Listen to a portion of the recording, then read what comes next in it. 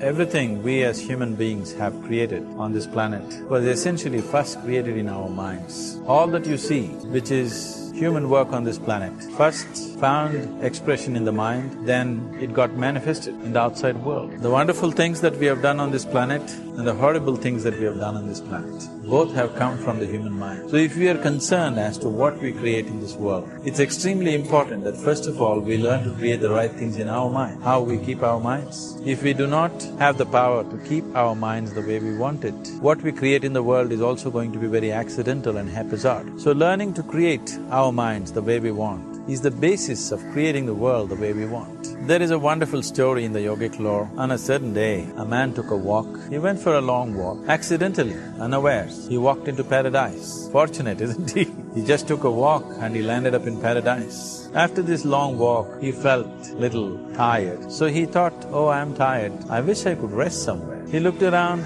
There was a nice tree, underneath which there was very cushiony grass, so it was inviting. He went and put his head down there and slept. After a few hours he woke up, well rested, and he thought, oh, I'm well rested, but I'm feeling hungry, I wish I had something to eat. And he thought about all the nice things that he ever wanted to eat in his life. And instantly, all those things appeared in front of him. You need to understand, there the service is like that. Hungry people don't ask questions. Food came and he ate, stomach became full. Then he thought, oh, my stomach is full, I wish I had something to drink. All the nice things that he ever wanted to drink, he thought about it and all of them just appeared. Drinking people also don't ask questions, so he drank. Now with a little bit of alcohol in him, you know Charles Darwin told you, all of you are monkeys, your tail fell away. Charles Darwin told you that you were all monkeys and your tail fell away and then you became human. In yoga, we always refer to an unestablished mind as Markata, which means a monkey. Why we are referring to the mind as a monkey is, what are the qualities of a monkey? One thing about a monkey is, it's unnecessary movement. And another thing about the monkey is, if I say you're monkeying somebody, what does it mean? Imitation. Monkey and imitation have become synonymous. So these two essential qualities of a monkey are very much the qualities of an unestablished mind. Unnecessary movement, you don't have to learn it from the monkey, you can teach it to the monkey. And imitation is full-time job of the mind. So when these two qualities are on, a mind is referred to as a monkey. So this monkey became active within him. He just looked around, thought, what the hell is happening here? I asked for food, food came. I asked for drink, drink came. There must be ghosts around here. Ghosts came. Oh, the ghosts have come, they're going to surround me and torture me, he thought. Immediately the ghosts surrounded him and started torturing him. Then he started screaming in pain and said, oh, they're going to kill me, and he died. Just now he said he's a fortunate being. The problem is he was sitting under a kalpavriksha or a wishing tree. He asked for food, food came. He asked for drink, drink came. He asked for ghost, ghost came. He asked for torture, torture came. He asked for death, death happened. Now don't go looking for these kalpavrikshas in the forest. You can barely find a tree these days. A well-established mind, a mind which is in a state of samyukti, is referred to as a kalpavriksha. If you organize your mind to a certain level of organization, it in turn organizes the whole system. Your body, your emotion, your energies, everything gets organized in that direction. Once all these four dimensions of you, your physical body, your mind, your emotion and the fundamental life energies are organized in one direction. Once you are like this, anything that you wish happens without even lifting a little finger actually. It would help to assist it with activity, but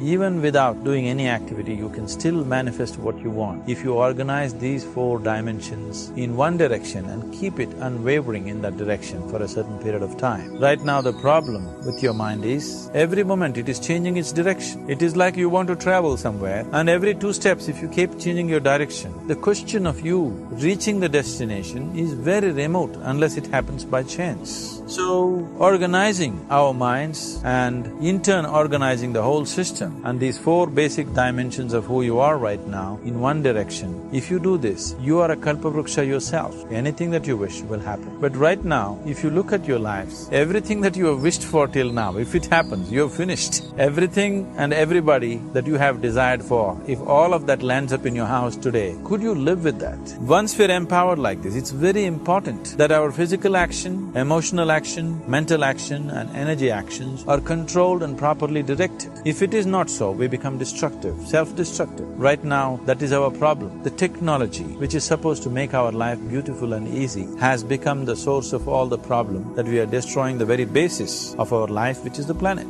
So what should have been a boon, we are making a curse out of it. What has brought incredible levels of comfort and convenience to us in the last 100 years or so has also become a threat to our life simply because we are not conscious action, we are in a compulsive state of action. So organizing our minds fundamentally means moving from a compulsive state of activity to a conscious state of activity. You might have heard of people for whom they asked for something and beyond all expectations it came true for them. Generally this happens to people who are in faith. Let's say you want to build a house. If you start thinking, oh, I want to build a house. To build a house I need 50 lakhs, but I have only 50 rupees in my pocket. Not possible, not possible, not possible. The moment you say not possible, you're also saying I don't want it. So on one level, you're creating a desire that you want something. On another level, you're saying I don't want it. So in this conflict, it may not happen. Someone who has some faith in a god or in a temple or whatever, who is simple-minded. Faith works only for those people who are simple-minded. Thinking people who are too much thinking, for them it never works. A childlike person who has a simple faith in his god or his temple or whatever, he goes to the temple and says, Shiva, I want a house. I don't know how, you must make it for me. Now in his mind, there are no negative thoughts. Will it happen? Will it not happen? Is it possible? Is it not possible? These things are completely removed by this simple act of faith. Now he believes Shiva will do it for him and it will happen. So is Shiva going to come and build your house? No, I want you to understand,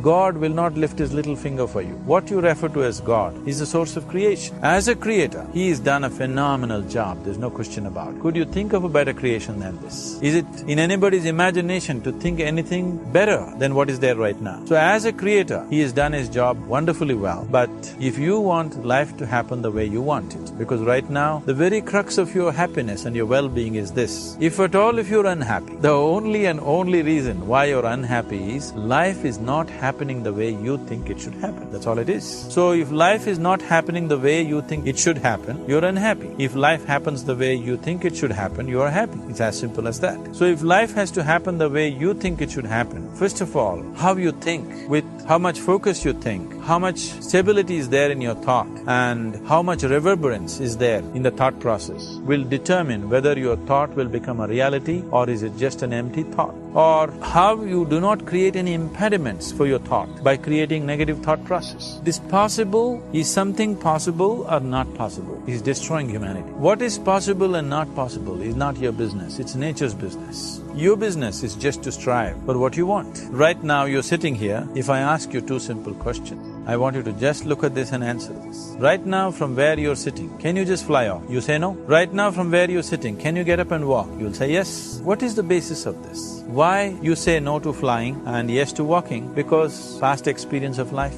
Many times you've gotten up and walked, never did you fly off. Or in other words, you're using the past experience of life as a basis for deciding whether something is possible or not possible. Or in other words, you have decided that what has not happened till now cannot happen in your life in future. This is a disgrace to humanity and the human spirit. What has not happened till now on this planet can happen tomorrow. Human beings are capable of making it happen tomorrow. So what is possible and what is not possible is not your business. That is nature's business. Nature will decide that. You just see what is it that you really want and strive for that. And if your thought is created in a powerful way, without any negativity, without any negative thoughts bringing down the intensity of the thought process, the first and foremost thing is you must be clear what is it that you really want. If you do not know what you want, the question of creating it doesn't arise. If you look at what you really want, what every human being wants is, he wants to live joyfully, he wants to live peacefully. In terms of its relationships, he wants it to be loving and affectionate. Or in other words, all that any human being is seeking for is pleasantness within himself, pleasantness around him. This pleasantness, if it happens in our body, we call this health and pleasure. If it happens in our mind, we call this peace and joy. If it happens in our emotion, we call this love and compassion. If it happens in our energy, we call this blissfulness and ecstasy. This is all that a human being is looking for. Whether he is going to his office to work, he wants to make money, build a career, build a family, he sits in the bar, sits in the temple, he's still looking for the same thing, pleasantness within, pleasantness around. If this is what we want to create, I think it's time we addressed it directly and commit ourselves to creating it. So you want to create yourself as a peaceful human being, joyful human being, loving human being, a pleasant human being on all levels. And do you also want a world like this? A peaceful world, a loving world, a joyful world. No, I want greenery, I want food. When we say a joyful world, that means everything that you want has happened. So this is all that you're looking for. So all that you need to do is commit yourself to creating it, to create a peaceful, joyful and loving world, both for yourself and everybody around you. Every day in the morning, if you start your day with this simple thought in your mind, that today, wherever I go, I will create a peaceful,